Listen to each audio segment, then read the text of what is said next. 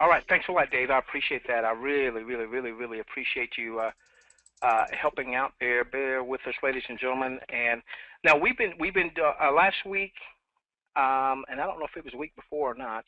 I know last week we talked a lot about the Jubi Suite, but we didn't get a chance to get to Q&As. So what I plan to do is just to do a quick review tonight, and then get to as many Q&As as we possibly can. I want those Q&As primarily to center around the Jubi Suite, okay? I want those Q&As to center around the Jubi Suite. Bear with us. Let's pull up our training account here. So I'm just going to do just an overview of the suite. We've been doing some training on it last week.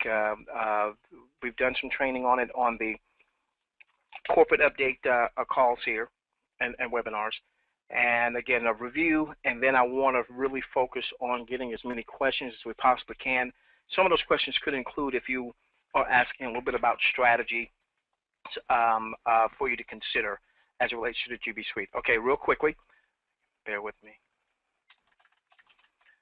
All right, so real quickly, ladies and gentlemen, as a part of our compensation plan, obviously, we pay generational bonuses. And with generational bonuses, what happens is you refer John, and you get a commission when John makes a purchase. When there's no headhunting, you don't get a commission just because John joined you. But let's say if he made a purchase of Jubi Bucks, so on and so forth, you could earn up to 10% commissions. Now this is considered, John would be considered your first generation. All right, now if John refers Mary, all right, Mary would be your second generation. You can earn up to 5% depending on what your rank happens to be, okay? And then if Mary refers Tyron, you could earn up 1%, and Tyron would be your third generation. Okay, so in our compensation plan, there is a generational relationship. Whoever you personally enroll would be on your first generation. Whoever they enroll would be second generation. It's almost like in real life. My oldest son is a junior, T. Lamont Silver Jr. We call him TJ. He's my first generation. He gets married. He has children. His children would be his first generation. They would be my second generation. His children have children. My grandchildren would be my third generation, so on and so forth. It doesn't matter where my son may live in the world. He's always going to be my son. He's always going to be first generation to me. Doesn't matter where his children in time, my grandchildren in time, no matter where they live in the world, they're going to be second generation to me, so on and so forth. So this generational relationship is not impacted at all by the Jubi Suite. This generational relationship, if you have personally referred folks, and they've referred folks, and they've referred folks, so on and so forth, the Jubi Suite does not impact that generational relationship at all, okay? Now, through the Jubi Suite, we have a level system where we're paid through as many as 8 levels. Now, we're not just given 8 levels. We have to earn through the entire 8 levels. And again, because I'm doing this as a quick review, what you would want to do is come back in your back office under Corporate Overview, under Download Compensation Plan PDF, download that PDF, and then you would see, you know, how do you advance so that you earn, you know, from, instead of earning from 1 or 2 levels, now you earn from maybe 3 or 4 levels, and then maybe you go from 4 levels to 6 levels, from 6 levels ultimately to 8 levels, so on and so forth. Now, I will tell you that earning more in depth in the levels is going to be dependent on something that we call GQV, which equals group qualifying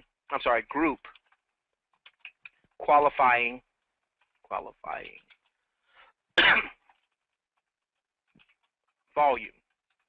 Now, let me tell you what group qualifying volume is not. Group qualifying volume is not the purchase of Jubi Bucks. It's got nothing to do with whether or not John, Mary, Susan purchase JubiBucks. It's got nothing to do with when someone got their daily leadership bonus and they were and they were rewarded in JubiBucks. How much of those JubiBucks went into the JubiBuck inventory versus how much of that they chose to commission out. It's got nothing to do with any of that. Group qualifying volume is the sum total of product purchases, or let's say product movement. Now, if John is in your unilevel structure and he's on $200 a month auto ship, he's got a $200 a month subscription, and that word subscription will probably, that terminology will probably be going away, and it'll probably just be auto ship. So John's on $200 a month auto ship, then he's buying $200 a month of product, okay? That is part of group qualifying volume. Of course, John can be a promoter with us who is also a customer. And then obviously we can have retail customers that have nothing to do with the income opportunity. And over time, ladies and gentlemen, we will have tons and tons and tons and tons and tons of those, okay? That's what's in your group qualifying volume. Well, your group qualifying volume is one of the parameters to get you promoted from one rank to another. And so what happens with this 8 levels is we have a placement system where as you are developing your organization, let's say you're building a referral network, you're building a network of other promoters, as you enroll a new promoter, you can opt to place them with someone else in your unilevel structure. Does that impact your generational relationship to them? Not at all. That's why I said it doesn't matter where my son lives in the world. Once upon a time, I was born and raised in North Carolina. My wife and our family, we decided to move to Florida. When we moved to Florida, did that upset the generational relationship with my mom and dad? Are they still my mom and dad? Yes, they're still my mom and dad. Okay, it does not upset that at all. Okay, now one of the main purposes of using what we call the Jubi Suite is so that we can impact those of us that are actively building our referral network. We can impact as many people in our organization as possible. As you know, so what's going to happen in the unilevel structure is, I'm going to tell you, ladies and gentlemen, I made a lot of money just from this generational relationship, all right, with previous opportunities, with the 10 and 5. We get the extra 1%. So as far as I'm concerned, anything that happens in my 8 levels is gravy. As far as I'm concerned, anything that happens in my 8 levels is gravy. So what I want to do is I want to be able to utilize this Jubi Suite to strategically place within my unilevel structure, because let's say in this example, you referred John, John referred Mary, Mary refers Tyrone. As a matter of fact, I can show you better here. Let's do here. Let's go back here, and we're just about finished with our review, and we'll get into questions, okay? All right, so we go in our back office, we go under my Jubi team, then under Jubi Suite, okay? And this is a training position, but with this training position, you can see these would be the people that you have personally enrolled. Now, if they are in gray, it means that they have not been moved underneath anyone else at this point, nor have they been locked. Now, if you've got someone that you want Mary Average here to stay on your first level, and that is totally up to you as the enroller, you can keep her on your first level, you can place her on your 5th level, all right? That's totally up to you as the enroller. If you want her to stay on your first level, then you would then, if you know, and you know she's going to stay on your first level, you can go on and you can lock her. So if I wanted Jane to stay on my first level, I would click where it says Jane Average, and then I would click where it says Lock, and what that would do is that would lock Jane in place. She could not be moved. That is a permanent placement, okay? Jane would not be able to move. That is a permanent placement, okay? Now, I don't want to move Jane in this example. So I could just reset the viewer, so I'm going to do that. I'm going to reset the viewer. Now, if you see someone, as you go in your Jubi suite, if you see someone in yellow, that means one of two things. It either means that they've been locked, maybe you locked them on your first level, or they've been placed by their enroller. I can only place someone that I've personally enrolled. I can't place Dave. If Dave has personally enrolled Molly, I can't place Molly somewhere in the unilevel structure. I didn't enroll Molly. Dave did in my example. So if you go in your Jubi suite and you start clicking and you start seeing some of these yellow boxes, then that means that either someone locked that person on their first level, or perhaps this person was placed. Let's give you an example. I'm going to click on Mary Average here for just a moment, and you're going to see that Mary Average now has two people on her first level that are in yellow. Now, I don't know by looking at this whether or not Jubi Trainer was moved underneath Mary by someone else, or if Jubi Train was locked by Mary because Jubi Train was already on Mary's first level. That part I won't know. I could do some research and I could say, well, wait a minute, was Jubi Train, did I personally enroll that person? I can go back and figure that out. But for right now, all I want you to pay attention to is if you click on any of these folks that you have in your Jubi suite, assuming you have folks, not everybody does, and you see that it opens up and it shows even more people perhaps being there. Wait a moment, let's see if Larry Average has anyone. Okay, and you see them in yellow, then you know that somehow either someone was locked or someone was placed in your organization. Real quickly, again, in review. When you are looking at your placement strategy, a couple things you may want to consider. Up here, you've got a filter for GQV, group qualifying volume. One of the things you can do is pull down this drop-down menu, and if you've got a fairly large organization, then you might want to start off and see, do you have anybody in your organization that's got 10,000 or more in group qualifying volume? So, for instance, some of you have personally enrolled 10, 20, 50. Some of you have personally enrolled hundreds. And how do you go through all of those? I mean, yes, you could go through each one of these individually and scroll over to get a sense of if they have PQV. PQV would be personal qualifying volume. Essentially, do they have either personal customers that have purchased products from them, which that would show up in PQV, or are they a product user themselves? They're on a monthly auto ship. I'm just trying to stay away from subscription now. Monthly auto ship, okay? So for instance, right here, these are all test positions, but this Marco Average has neither PQV nor GQV. As a matter of fact, look at his rank. His rank says associate. So what this tells me is that Marco Average, he did register, maybe through a pre-registration period, but he hasn't engaged yet. He hasn't gotten a monthly auto ship. He hasn't sold any products to any customers. That's what that associate rank is. If you see someone who is Jade, then their PQV would be at least 15. If you see someone who's Ruby, their PQV would be at least 50. Emerald, 100. Diamond Director, 200. Okay.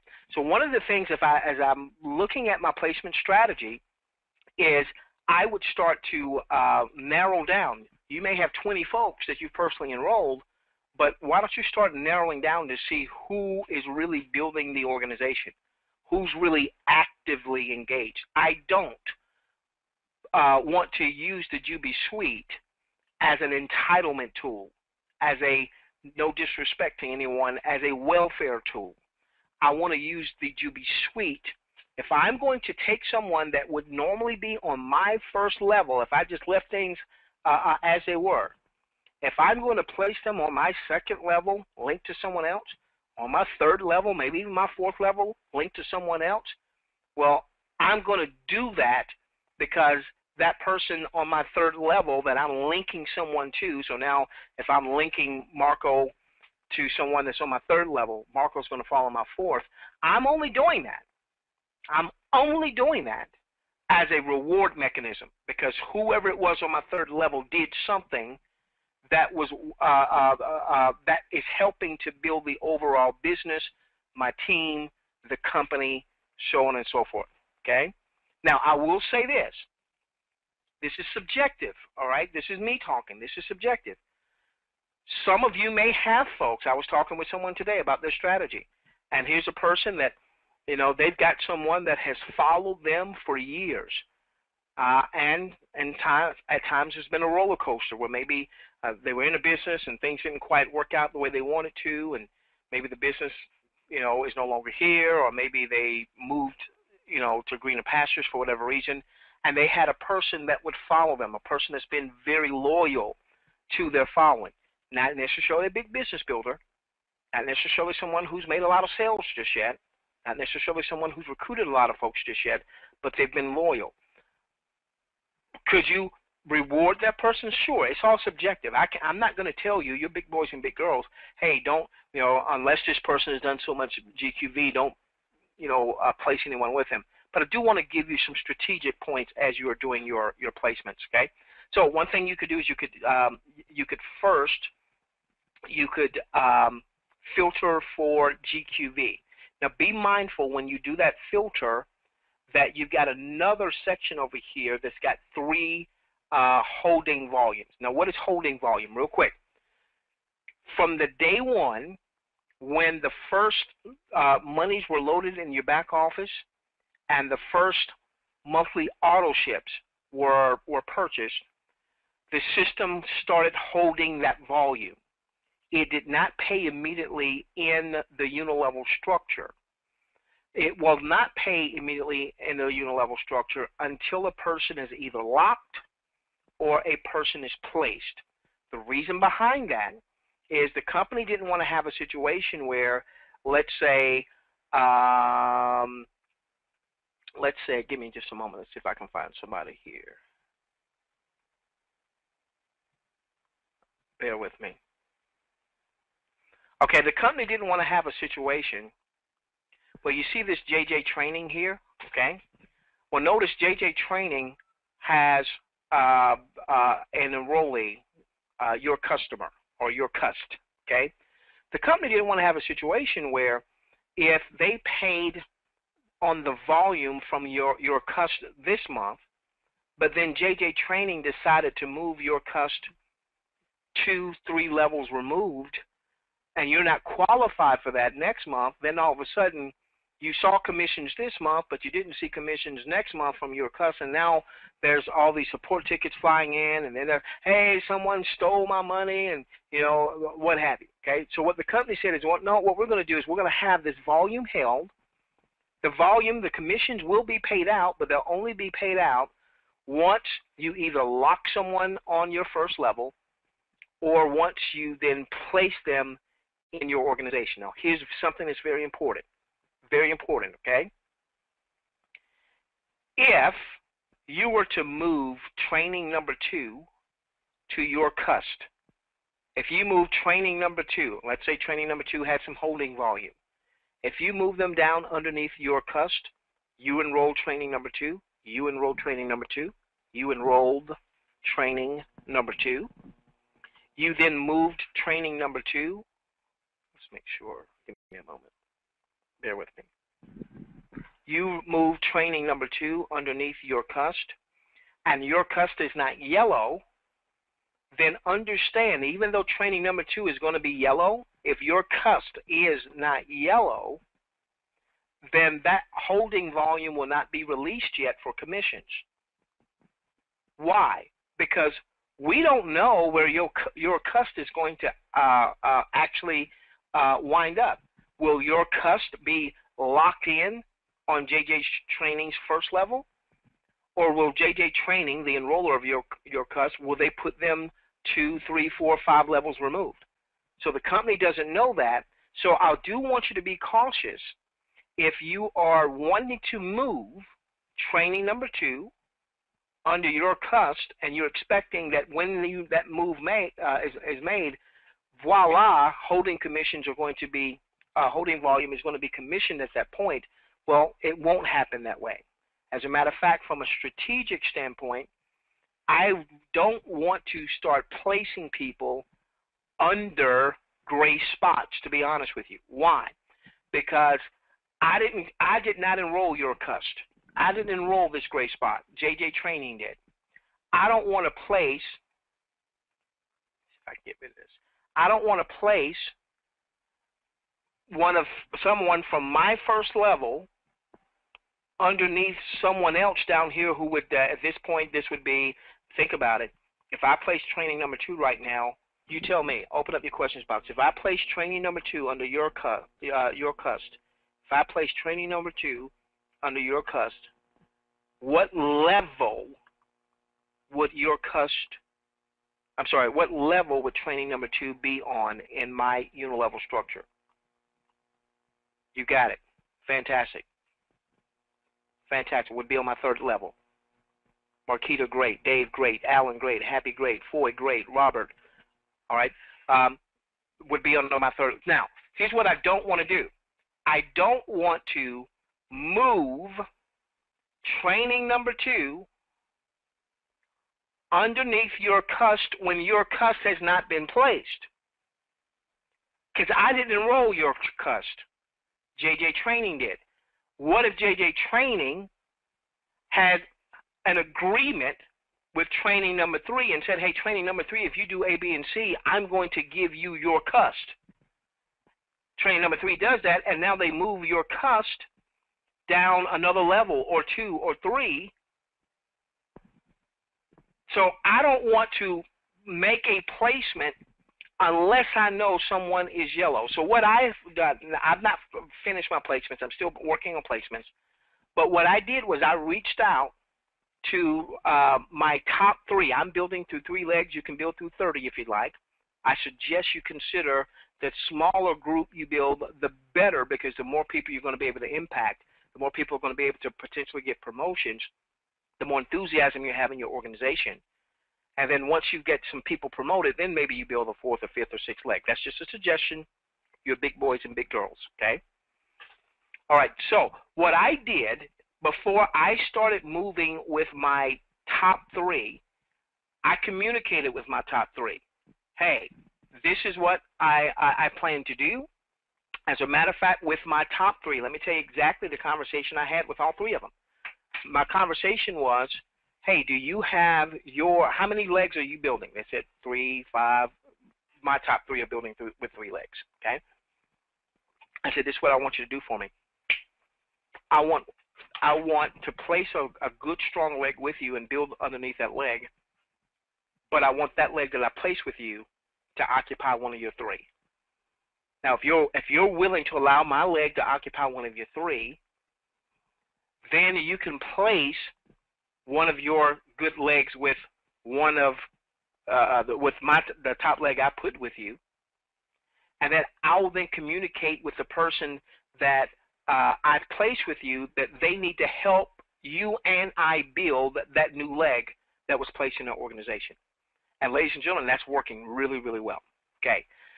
What will happen once people are either locked or placed is whatever holding volume there was in the system will automatically release in commissions. Automatically. So if there were unilevel commission, if there were commissions from people's monthly subscriptions, or monthly auto ships, that will release. If there were the 0.5% that we talk about from those Jubi Buck movement, that will release. Okay. All right. So now, with that being said, real quick strategy, then we'll go to questions. Here's the strategy that I'm using. You're big boys, big girls, so you can do something else, obviously. What I'm doing is I'm building through 3 legs because the compensation system requires for me to get to my top position. And of course, we've made it there already. But even though we've made it there, I want to then help as many people as we possibly can to make it there as well. The compensation plan only requires that you are 3 wide on your first level. Now, to get to presidential, ultimately, you need to personally enroll 6 promoters but they don't all have to be on your first level, because you can have 3 on your first level, and then you can do placements to build those 3 legs. So since the compensation plan tells me what to do, and it says I need to have 3 legs, I'm building through 3 legs. Now, at some point, might I do a 4th leg? Certainly, or 5th leg down the road, but I want to focus initially on getting as many people group qualifying volume so it assists them in getting their promotions. I'm working from the adage that if I help enough people get what they want, then Karen and I will get what we want. Now, that's my philosophy. It doesn't necessarily mean it has to be your philosophy. Again, I respect the fact that you guys and guyettes are all big boys and big girls. Okay, so this is what I did. I'm going to tell you exactly what I did in developing my strategy. The first thing I did is I started and I looked at group qualifying volume. I looked at my 10,000 and above, and that allowed me to see who's really building an entire network. Okay. Then I went and I drew all this out, ladies and gentlemen. I got my pad and my pen. I was making my notes. Okay. Username Mary Average. She's got 10,000. Okay, gotcha. Username Jane Average. All right, she's 10,000. Then I went back and I did 1,000 to 9,999. Of course, I had more of those than I had at 10,000. All right, and then I just went down the list, and then what I did with each one of them is I clicked on this bubble, and I want to see, okay, are they active? What is their rank? What's their PQV? That was easy to see. I could see easily if somebody was at 15 PQV versus 100 PQV or versus 200. Then I looked at their group qualifying volume. What was the group volume in their organization? And then I was also able to look at the holding volume. So I knew that if I was placing someone with $500 in holding volume, that the moment I placed them, commissions were going to be paid on that 500 in holding volume, 5% up through as many as 8 levels. Okay. You could also, if you wanted to, you could also look at the other ways the company pays in the unilevel and say, well, how much Jubi 8 levels team bonus overrides is going to be paid out. That's 0.5%, up to as many as 8 levels. The level override sales bonus is also 0.5%. Okay, and so what I did was that I mapped all that out. All right, so I was able to easily see my folks that have $200 a month subscription, auto ship, $100 auto ship, because I went through every single person. Okay, mapped it out. Then I said, okay, here are my top 3. Here are my top 3. All right. I then connected with all of my 3 and said, this is what I want to do. I want to place a leg with you. Do you already know who your top folks are? They went, they did their little study. Okay, I know what my top folks are. I said, well, what's the group qualifying volume of those legs? They told me. Well, I wanted to make sure that when I placed a leg with them and I asked them, let my leg be one of your top 3. I wanted to make sure that I was giving good value. So if they had if they're 3, if they had somebody that had group qualifying volume of 1,000, I didn't want to say, hey, let my leg of 100 replace your 1,000. So I wanted to make sure they got a good group qualifying volume leg. Then I said, hey, this person I just put on your first level, place a good leg with them. You place a good leg with them, then both me and the person that I just placed with you will go to work. Either they'll place somebody with the person that you place, or in other words, I will make sure I don't confuse you. So let's say I went to John. Let's say John is going to be one of my first 3, one of my top 3. Okay, I said, John, I want to place a leg with you. Let's say this leg is Mary. He says, okay, all right. You know, I already had my 3. I got that. I want to place Mary. I want Mary to be one of your top 3. Now, in exchange for that, because I want to make sure Mary's got some good group qualifying volume, I said, what's the group qualifying volume of your top 3? They told me so on and so forth. Okay, so I know I want to give this person I'm placing volume with, I want to give them something for the fact that they're going to place a leg with me. Okay? All right, so I'm sorry, place a leg with Mary. So I said, okay, I place Mary with John. I placed Mary with John. I placed Mary with John. He's one of my first three. Okay? John, in turn, placed a leg with Mary. John, in turn, placed a leg with Mary. So John, in turn, placed a leg with Mary. Let's say that this was Jill. Now, look at what can happen here. I then go to Mary and I say, hey, Mary, we just had a placement for you. John, one of my top guys, just placed Jill in your organization. And actually, in so many cases, I actually had this conversation before. What I need you to do, Mary, is I need you to place a good leg underneath Jill. So now what we had happen here is we had John being impacted by me making a placement.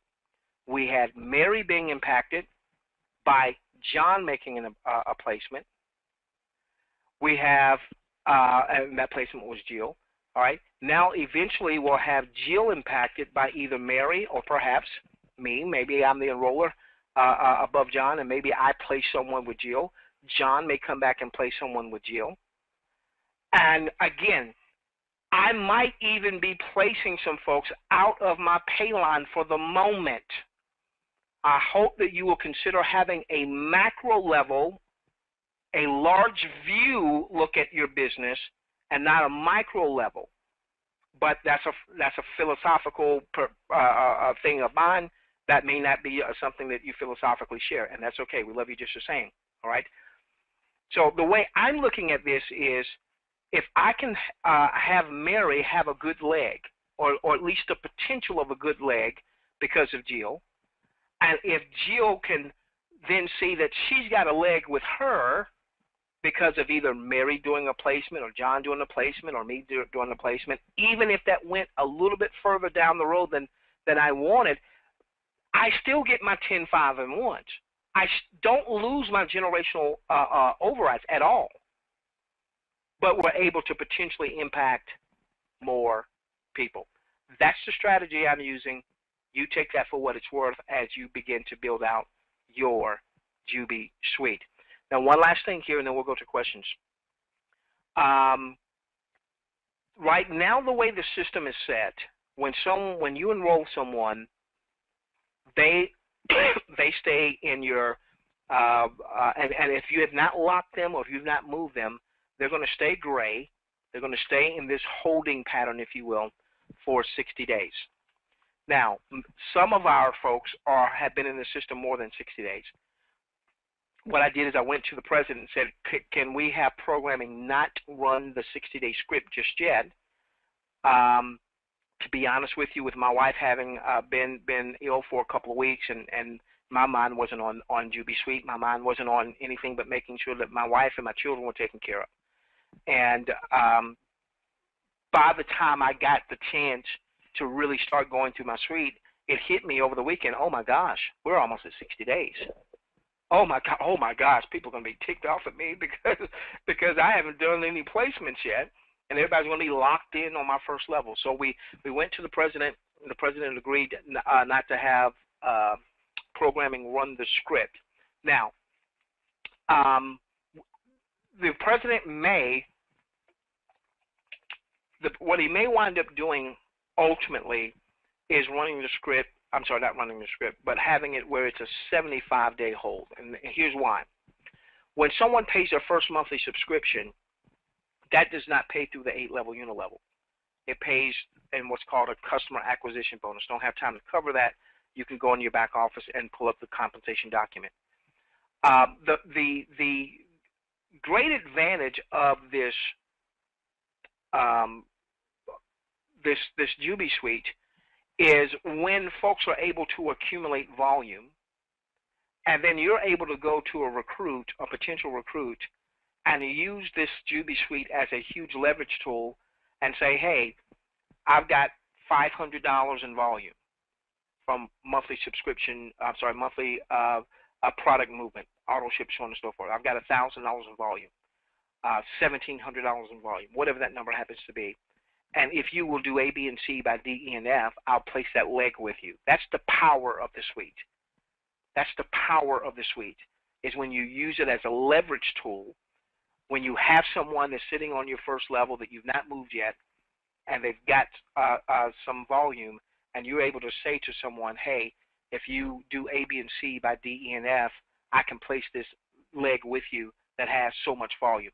Why would that impact them? Because when we place that leg with them, they get to count any group qualifying volume towards their promotion, and it also releases commissions going upline, and then obviously they could now be in that stream that's getting commissions there. Okay, so right now the company has not run the 60-day script. They've not run the 60-day script. I asked if the company would not run that before June the 1st. So I do not believe it's going to be run before June the 1st, so that people have a chance to really map out and strategize, so on and so forth. I know people are anxious to do this, but just remember that the moment you lock somebody in, you can't unlock them. And when you lock someone in, then all commissions are going to flow at that particular time. One last thing I think I want to say here.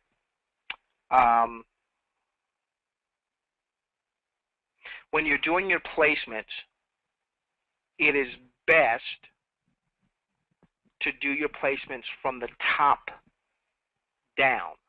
Let me tell you what I mean by this, okay? Let's say that ultimately you plan to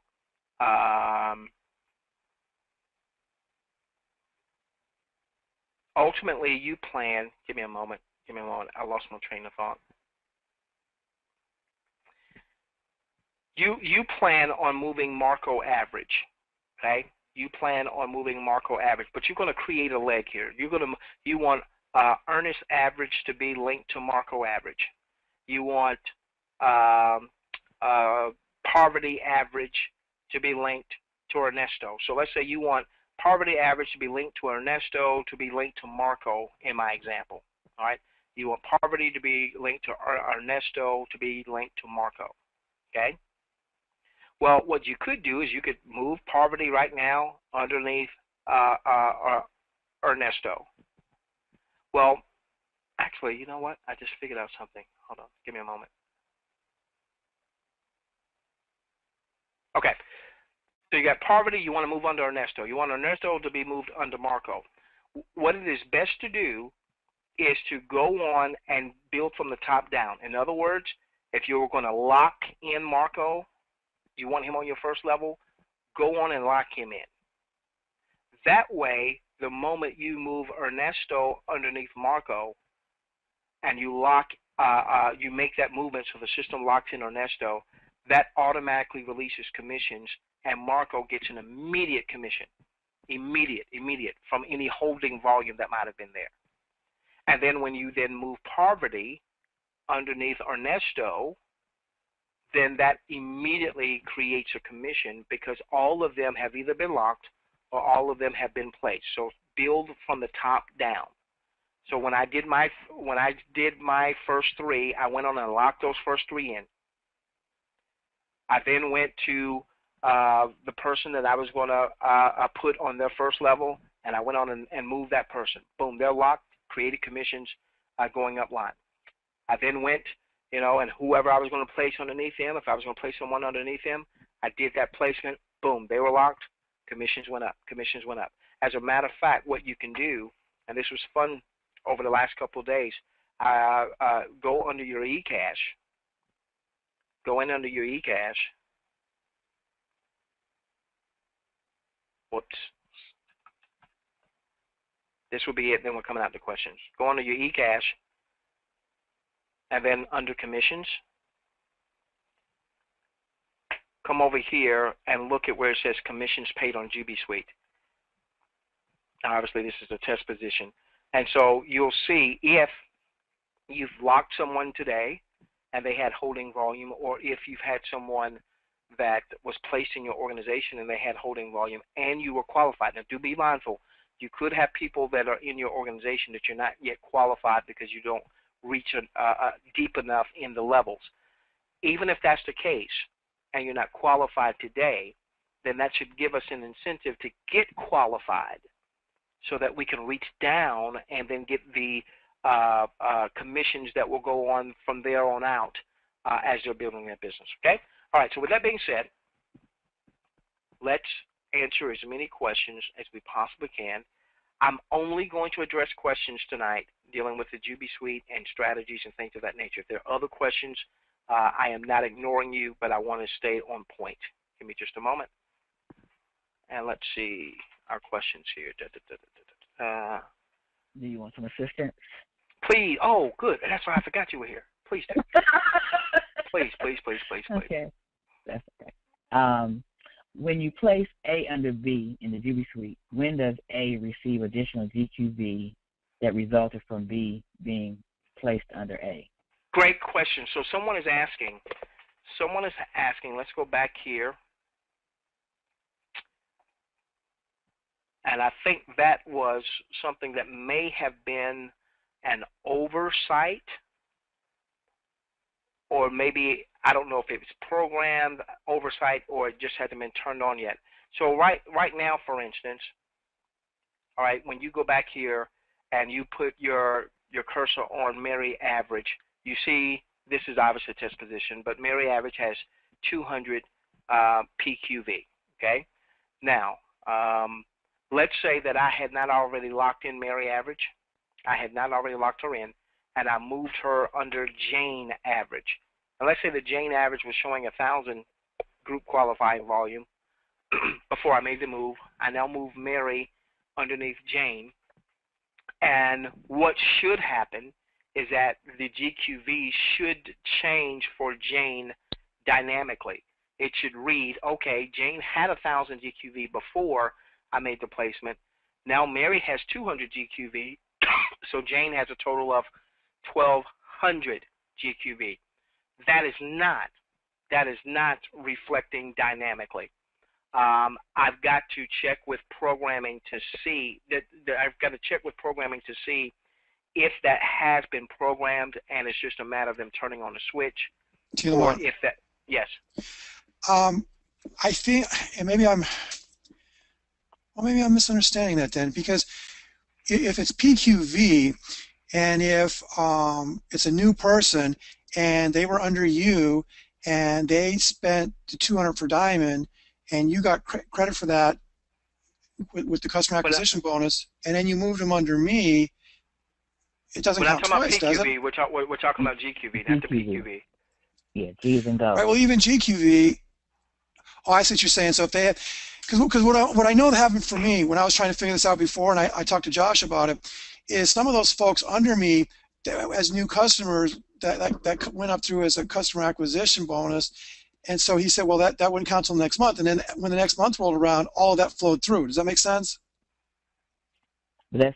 Yeah, but what I'm not sure is if that makes sense, but I need to find out from programming how that worked. In other words, will with what you said, will Jane not see the impact of Mary's GQV hitting her GQV bottom line until next month?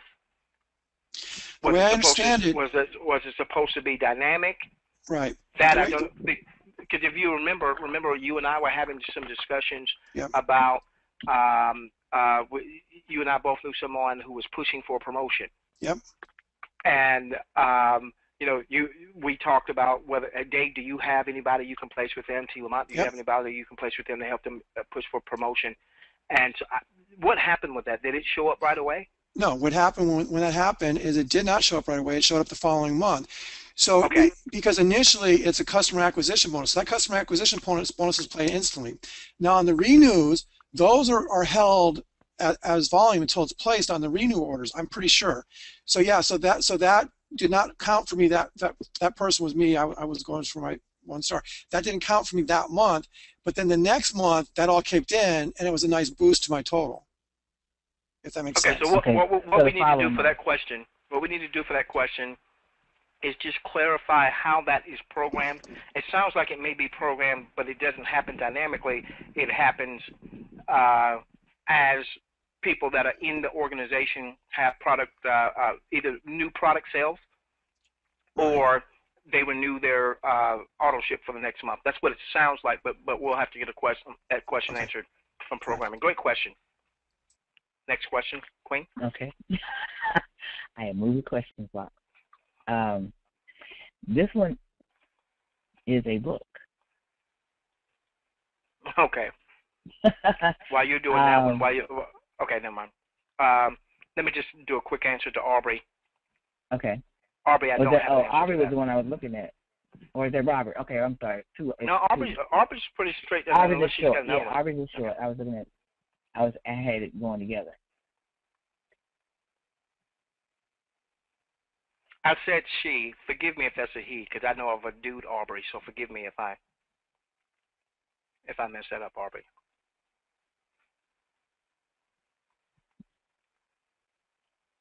Are you reading Roberts? Is that the book you're reading? But you might want to read Robert, because right now that kind of doesn't. I'll go with Aubrey. Oh, did you? Yeah, Robert's got a great question. Yeah, Robert's asking.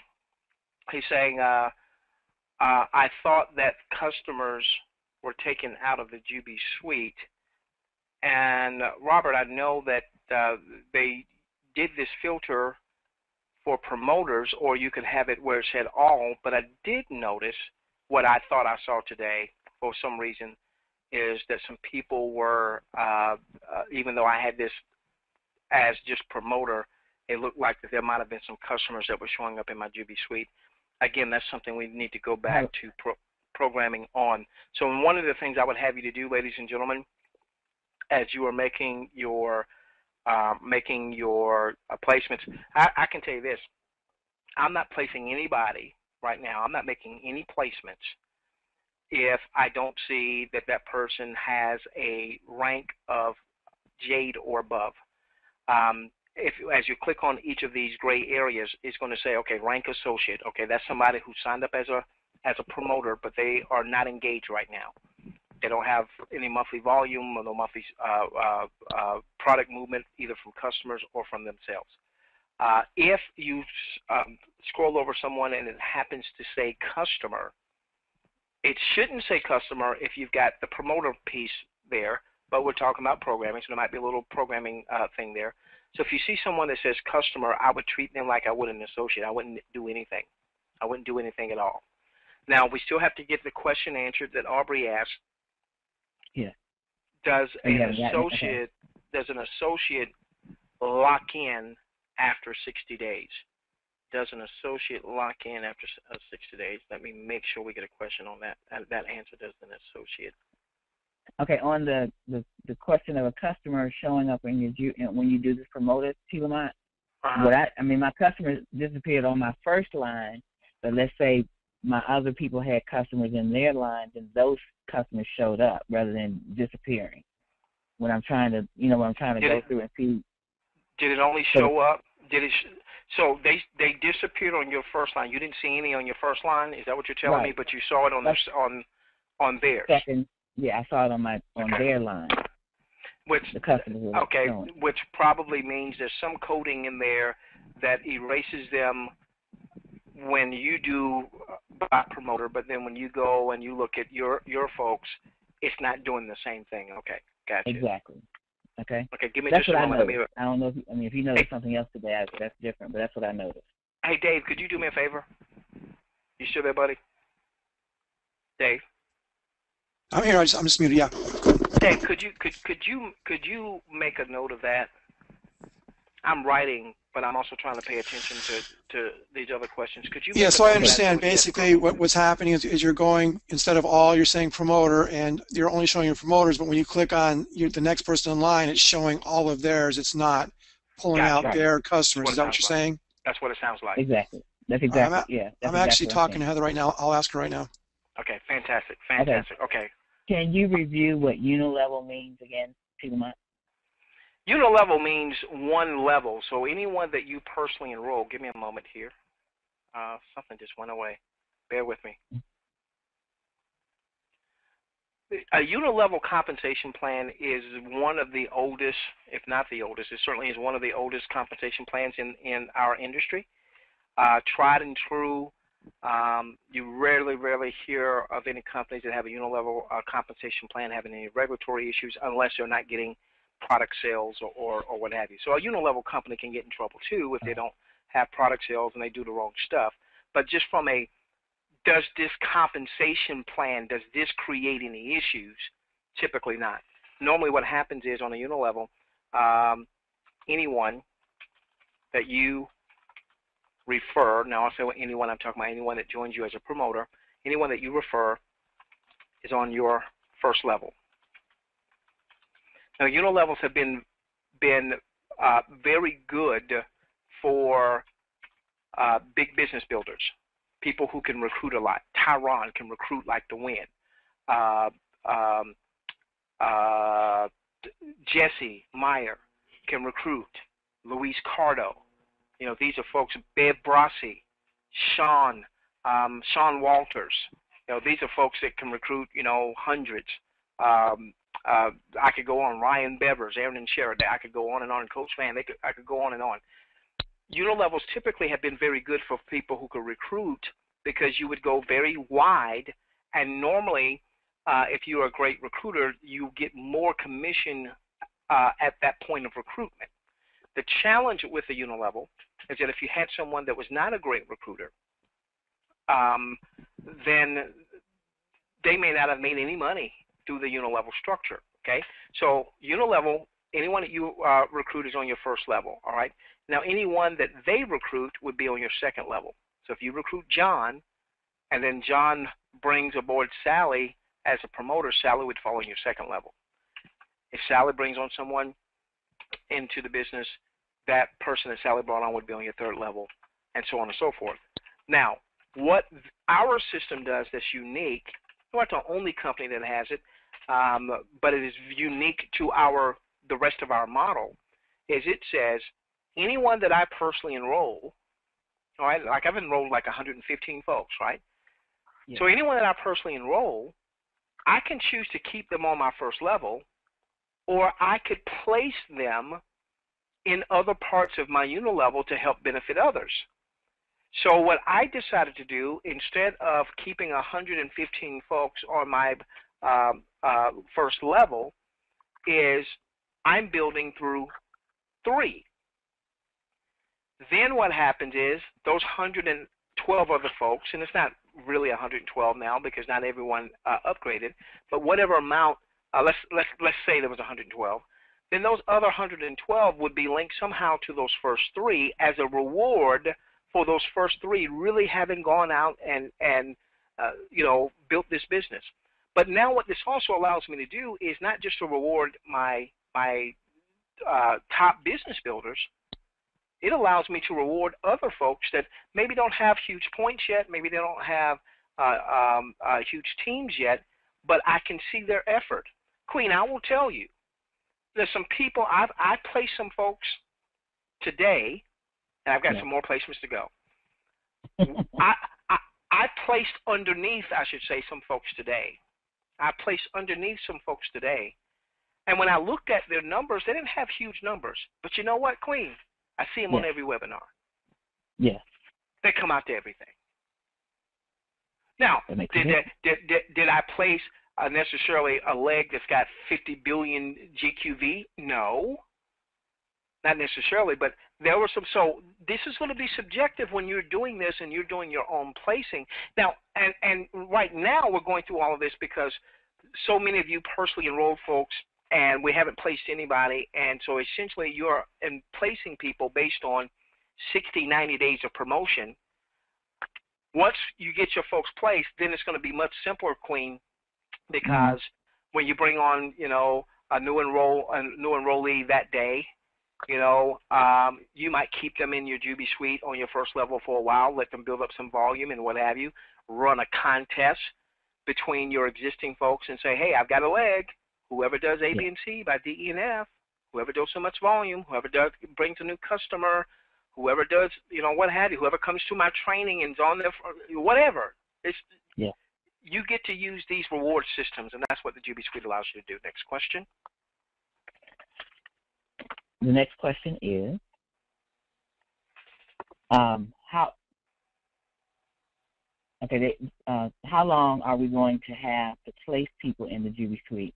And I know the 60 days but I mean, we have the 60 days, but when does the date start? Do you know? I think what happens is from the time that a person actually purchases their auto ship, that's when either that or they've gotten a sale. That's when they are. No. Keep in mind, the question is, since you got him to change it for now, how long do we have? Basically, when does the 60 days start? I think you've got at least to June 1. I don't think anything's going to happen before June 1. That was my request, is that they hold off to June 1. Okay. Okay. So basically, 60. If we've been in for more than 60 days, we need to have all of our stuff set by June 1. Not to shoot. Yeah. What you need to look at is how long your personally enrolled have been in, because you could have just enrolled someone last week, and that person last week, they would have 60 days based on the current programming. They would have 60 days before you would need to either move them or lock them in. What happens at 60 days, all right, is if you have not locked them in yourself, manually locked them in, if you have not moved them anywhere in your organization, the system will automatically lock them in. Why? Because there's still there's holding volume there, and there are commissions that have been earned that haven't been released yet until those people are locked in. So don't want to have a situation where, maybe I enrolled you, Queen, you're building, you're blowing and going, you got all this volume. I get distracted because my wife was in the hospital and I wasn't paying any attention, and I didn't go in and manually lock you in, and now it's been 6 months. And the people above me, including me, have not gotten commissioned on, product movement that we should have been commissioned on. Now, what has been talked about is maybe extending that from 60 days to 75 days. Here's the rationale behind that. Your first monthly auto ship is not paid through the unilevel. It's paid in what's called a cab bonus. It's 3-generation cab bonus, and it doesn't pay through the unilevel. So the thinking on this is the first 30 days, the unilevel doesn't see any commissions when a new person comes aboard and they make a purchase of product, or even a customer comes aboard and makes a purchase of product. That's paid in the cab. All right, so you got 30 days, nothing released in the unilevel. Then, let's say on day 31 or what have you, 30 days from the time that you had your auto ship comes around. That generates volume, all right? That generates volume, and if you've not been placed, that would be holding volume. So what Jay Joshua is talking about, I don't know where he is on this. I would agree with this, by the way. What he's talking about is moving this that period out to 75 days. Because, Queen, then what would effectively happen is you could have 2 months worth of someone's volume sitting there in a holding tank. If you were using that holding tank particularly as a leverage tool to say, hey, I'm running a contest, oh, now I've got 2 months worth of volume sitting there as opposed to 1.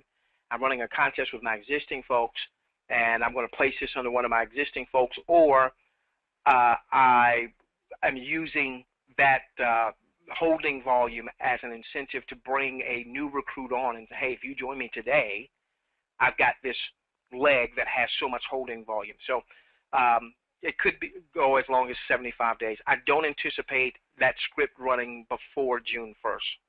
Next question. Okay. Are we only going to be able to see 8 levels in the Jubi Suite, or can we see beyond that?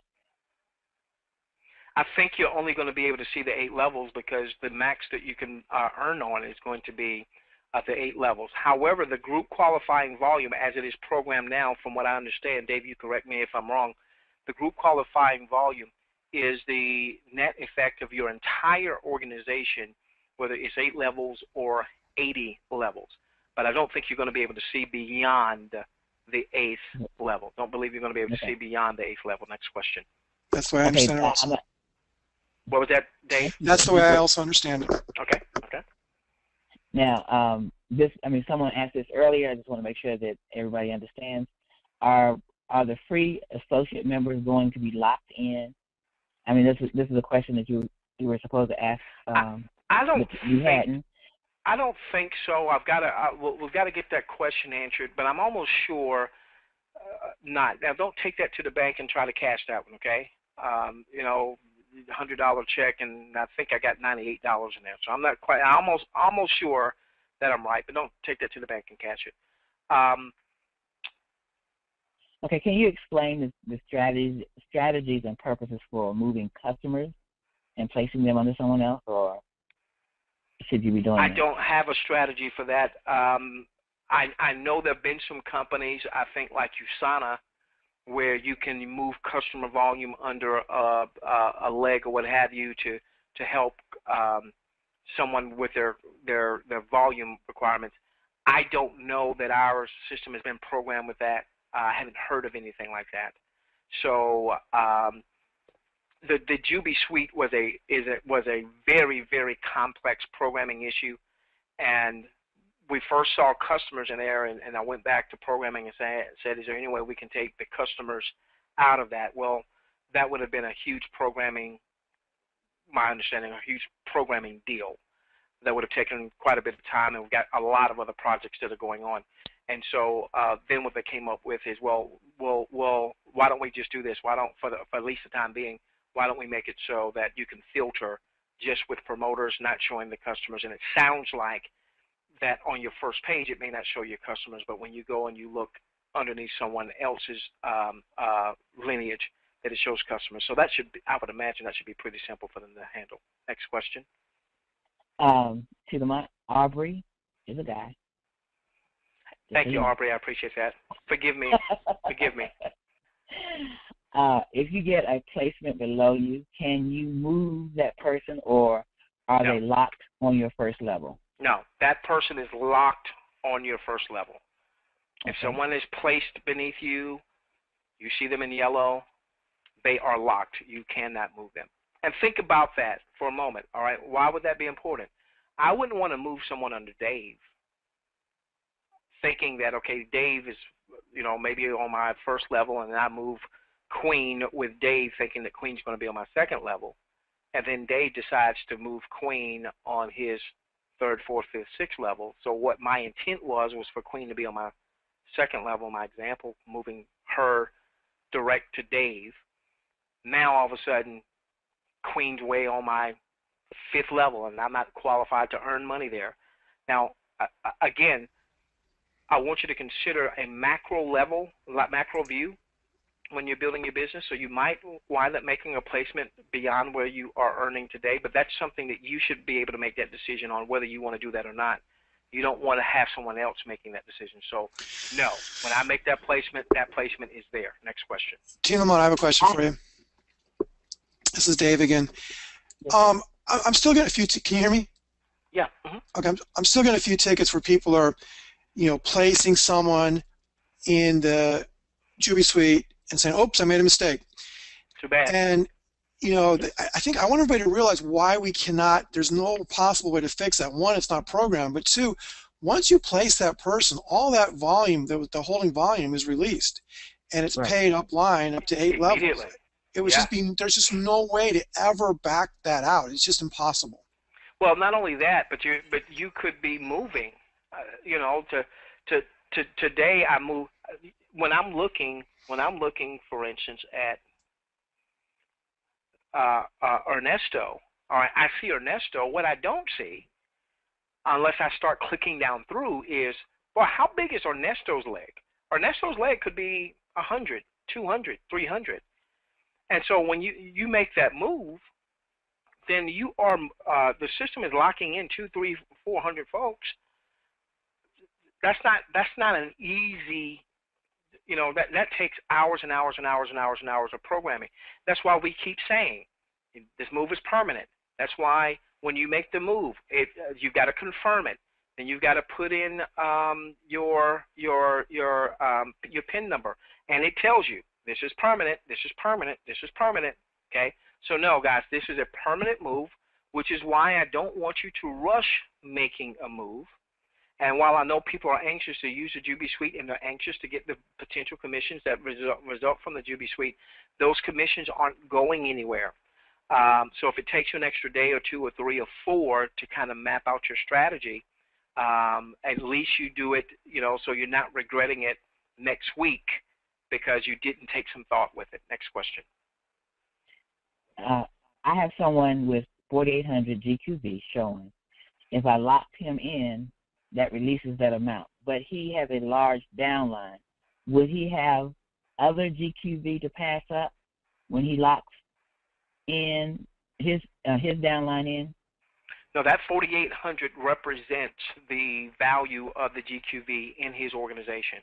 Now, be mindful, okay? Be mindful that you may not be commissioned on all that 4,800 because, if you're qualified for 3 levels, like an example, but that 4,800, a portion of that is coming from his 4th, 5th, 6th level, all right, don't know where it's coming from, then you may not be commissioned on all of that. But $4,800 in volume is released, and it's going to then pay, if we're talking about just on the GQV, it's going to pay 5% up to as many as 8 levels, depending on what people above were qualified for. So that would represent the 48. That would represent the total impact of the product movement that's been in his organization. Next question. All right, Timon, what should be the strategy for someone who has personally sponsored 10 people, but only one of them is really building a decent team right now? And what should that person do with the other 9?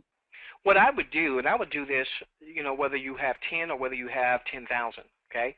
The first thing I wanted to do is I knew people were anxious, and I knew there were some folks who were waiting for me to say, hey, I'm starting to do my placements, for them to go on and start doing their placements, so on and so forth. So I want to start doing my placements. But as soon as I've completed my placements, Queen, I've got, like many of us have, I have quite a few folks that in the pre-registration stage, they got excited, they registered.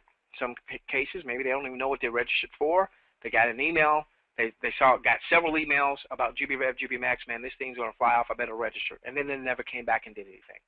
Well, here's the thing, Queen. You have access to their contact information.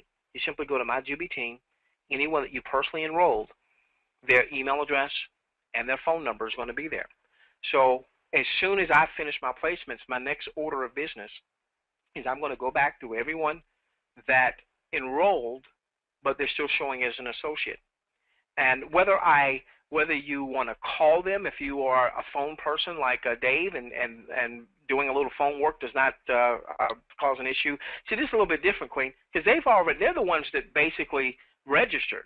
All right, yeah. So they showed an interest. So whether you pick up the phone or whether you send out an email, and what I plan to do, Queen, is to let folks know that, hey, you came aboard, you hadn't gotten upgraded, we got this great placement feature, and I'm willing to place someone with you. I'm willing to place some volume with you if you go on an upgrade. And then the next person that upgrades or the next new person that I bring aboard, I'll place in your organization to get them, off the fence. If, Queen, let's say I connect with this person, whether it was by phone or by Skype or by Facebook or by tweet or by email, all right?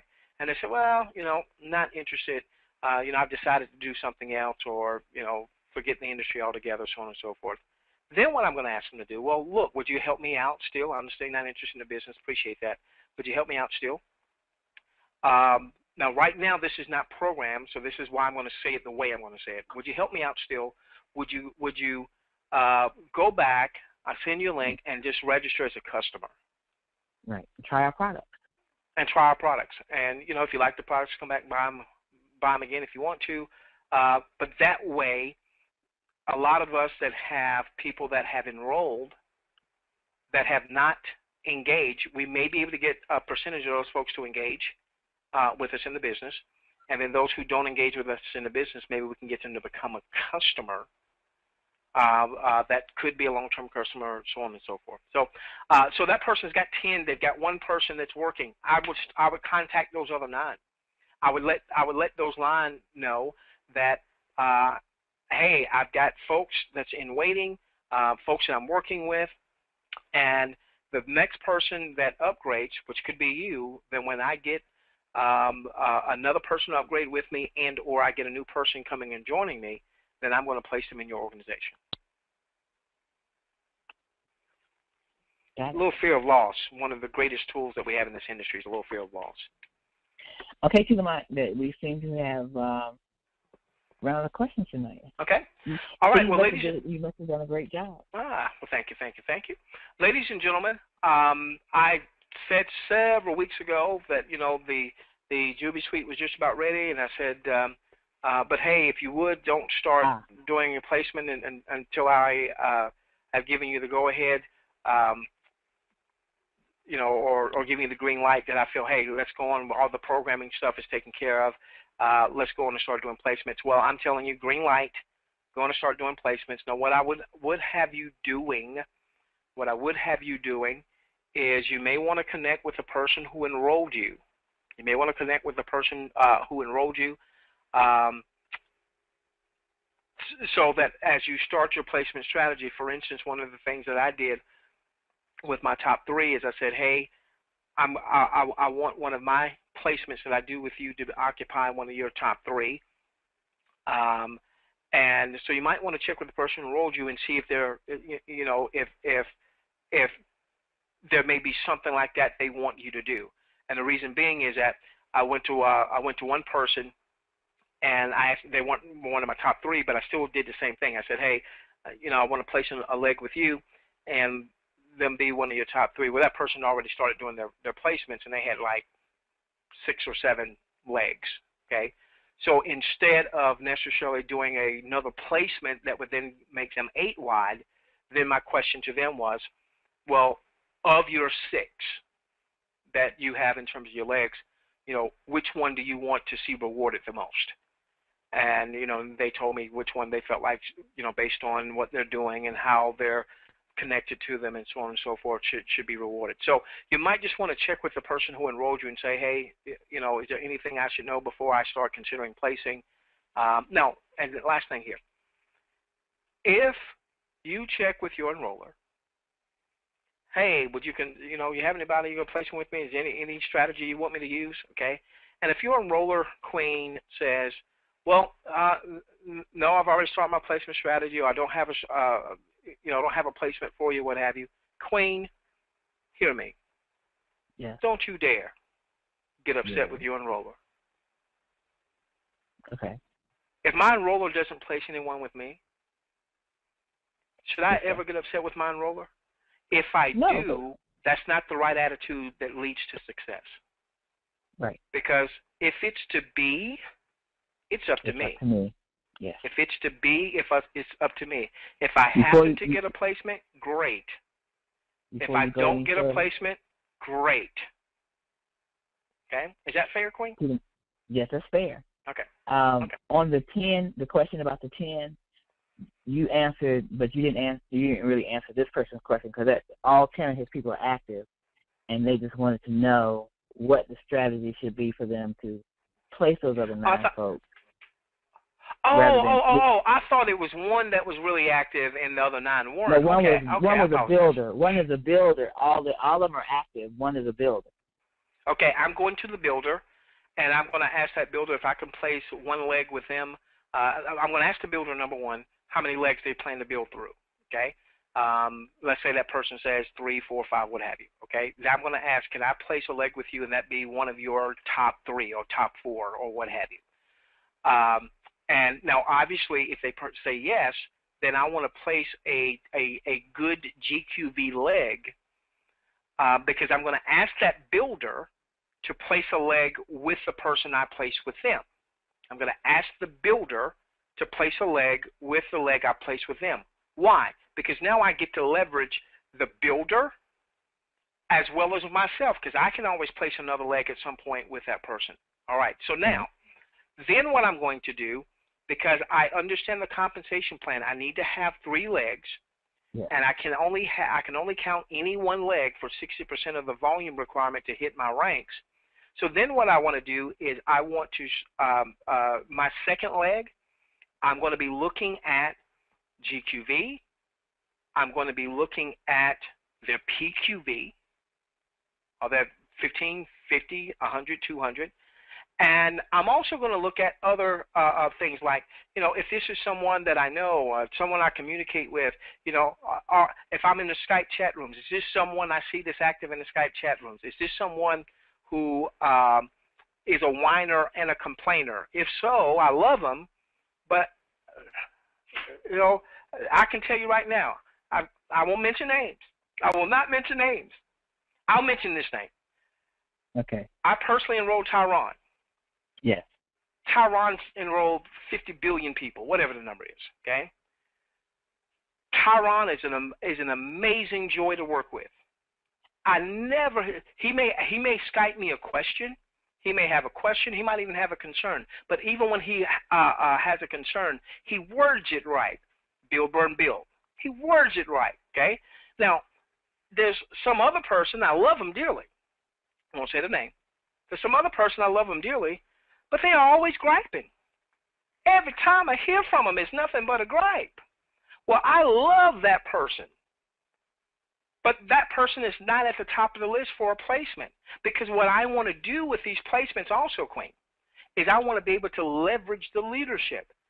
So, with Bev Brossi in South Africa, okay, well, I placed Bev with one of my top 3. Then I started building some under Bev because she's done a phenomenal job.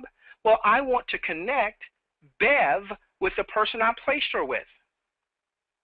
So now they can build some camaraderie. Because what happens, Queen, if I'm out of pocket because of family issues for 2 weeks or 3 weeks, and Bev needs, wants some support, well, now she can go to the person I placed her with and say, hey, shoot, you're overriding my GQV. Yeah. So that's how I would look at that. I've got my builder. I want to connect with my builder and see if my builder is willing to place a leg underneath a leg that I placed with them. By the way, if that builder says no, guess what I do, Queen? What's that? You move on. I move on. It's a give and take. It's I give, you give. I give, you give. I give, you give. I give, you give. Okay. Now here's another good question, too, Lamont. If you somebody placed a leg under you and you don't have 3 people yet, or you have 2 and you need 3 legs to build with, would you take one of your 2 and place it under that person? No, what I would do in that case, what I would do is you definitely want to have your 3 legs. All right. So with some folks, when I made the placement, I saw their organization and I saw that they didn't necessarily have, or in some cases, I saw that maybe they had quite a few personal enrollments, but some of the folks were associates, hadn't upgraded yet. All right. So when I placed a leg with them, it's, hey, I want you to place a leg with them at some point. Okay. Because if they only have, let's say if they only had 1 leg right now, and I gave, I placed someone that gave them the 2nd leg, well, I expect them to go out and get their 3rd leg, so they got their 3rd leg. But at some point, come back. If you bring on another enrollment, come back and put that in that leg that I placed with you. So that's how I would do that. Okay. Okay. That's it, Lamont. All right, ladies and gentlemen. When I sent out an email this morning, of course, one normally goes out in the late morning or early afternoon, and then one late in the evening. I forgot to put in the announcement for our Everyday Can Be Payday webinar. We will. I said you did. I forgot, or I put it in. Yeah, I forgot. No, you forgot. Yeah, I'm sorry. I forgot. So we will have that webinar at the top of the hour. Everydaycanbepayday.webinar.com, and that is a generic compensation webinar that just talks about the model of this Everyday Can Be Payday revenue sharing type of model. So again, that's at everydaycanbepayday.webinar.com. Hey, thank you for your patience as we needed some time to map all this training for the Jubi Suite. And thank you for so many well thought out questions. Those were some great questions, ladies and gentlemen. We love each and every one of you. Let's change the world together, starting with yours. And remember, JubiRev, JubiMax, not just a company. It's a movement, T. Lamont. Good night, everyone. Good night, everyone.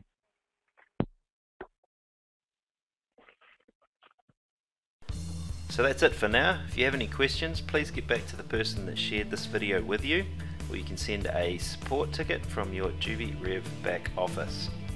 Thank you. We look forward to hearing of your success.